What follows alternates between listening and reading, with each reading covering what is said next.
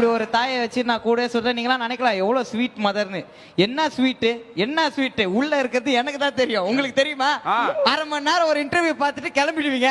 அதுக்கப்புறம் 30-40 நாள் நான் தான் 40 நாளா 20 வருஷம் நான் ஸ்பெண்ட் பண்ணிருக்கேன். எனக்கு தான் தெரியும்.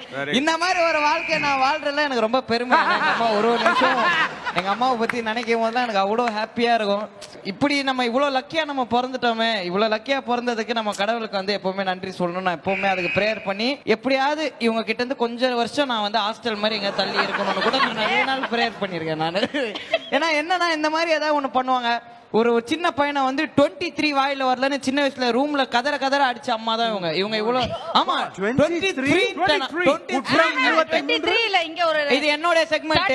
இந்த மாதிரி ஒரு டிசிப்ளினே இல்லாம ஏன் 30 ன்னு சொன்னா ஆமா 13க்கும் 30க்கும் என்னங்க தப்பு? என்ன தப்பு இங்க? Premium Super Heavy UPVC Modular Kitchens by Sarvesh.